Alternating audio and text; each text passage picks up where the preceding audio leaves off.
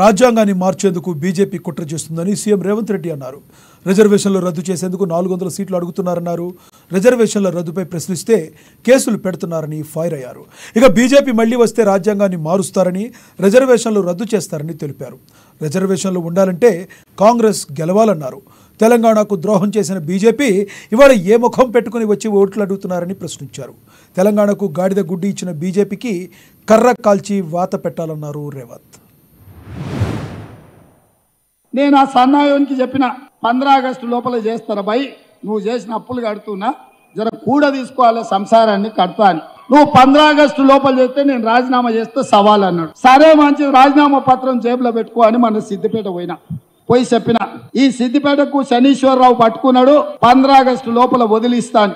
ఇప్పుడు కూడా కొత్తగూడెం నుంచి ఈ శనీశ్వరరావుకు సూటిగా సవాలు విసురుతున్నా, సూటిగా సమాధానం చెప్తున్నా.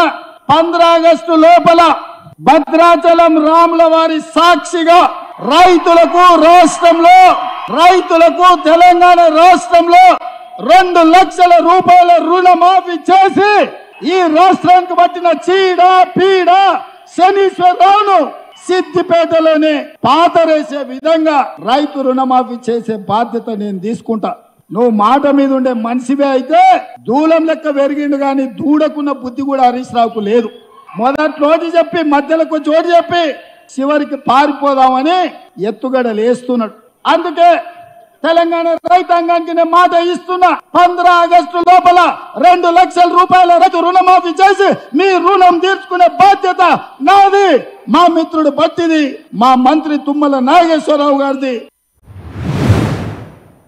రైతు భరోసా పథకాన్ని మిగిలిన బకాయిలను చెల్లించే బాధ్యత మాది. ఒక పక్కన జీతాలు ఇచ్చుకుంటూ అంగన్వాడీ వర్కర్లు, ఆశా వర్కర్లు, బడులలో మధ్యాహ్నం భోజనం వండే వర్కర్స్ నుంచి ప్రతి వాళ్లకు ప్రతి నెల 1వ తారీఖు నాడు జీతాలు ఇస్తూ నువ్వు నెత్తి మీద పెట్టిన కుంపటి 7 లక్షల కోట్ల అప్పుకు 27,000 కోట్ల రూపాయలు మెత్తి కట్టుకుంటూనే మా రైతుల పట్ల ప్రేమ ఉన్న మేము 150 రోజులు తిరిగే లోపలనే 7,500 కోట్ల రూపాయలు ప్రతి చివరి రైతు వరకు రైతు భరోసా పథకాన్ని అమలు చేస్తున్నాం. ఈ సన్నాసి సోయి లేకుండా వచ్చి కేసీఆర్ దిగిపోయిండు, రైతు భరోసా ఆగిపోయింది అంటాడు. వస్తావా నువ్వు? మే 9 తారీఖు నాడు అమరవీరుల స్తూపం ఉంది, చర్చ పెడతాం. అమరవీరుల స్తూపం సాక్షిగా ఈ రాష్ట్రంలో ఎవరికైనా ఏ రైతుకైనా, అది ఖమ్మం కావచ్చు, కొత్తగూడెం కావచ్చు, ఆదిలాబాద్ కావచ్చు, అలంపూర్ కావచ్చు, అచ్చంపేట కావచ్చు, కొడంగల్ కావచ్చు, లేకపోతే మదిర కావచ్చు, ఏ రైతుకైనా ఈ నెల 9 తారీఖు లోపల ఏ ఒక్క రైతుకైనా బకాయి ఉంటే నేను సవాలు చేస్తున్నా, అమరవీరుల స్తూపం ముందు ముక్కు నేలకు రాసి క్షమాపణ చెప్తా. ఒకవేళ అందరు రైతులకు రైతు భరోసా పథకంలో నిధులు వస్తే నీ ముక్కు నేలకు రాసి క్షమాపణ చెప్తావు ఆ చంద్రశేఖరరావు అని నేను అడుగుతున్నా. ఆయన సిగ్గులేనోడు, ముక్కు ఎట్లాగింత పొడుగుంది రాస్తాడు. ఏంటంటే రాస్తే కొంచెం అరిగితే పోయేదే ఉందిలే, ఇంత పెద్దగా ఉందని. అట్లాంటోడు ఈరోజు ఈ రాష్ట్రంలో మనకు ప్రధాన ప్రతిపక్ష నాయకుడిగా ఉన్నాడు.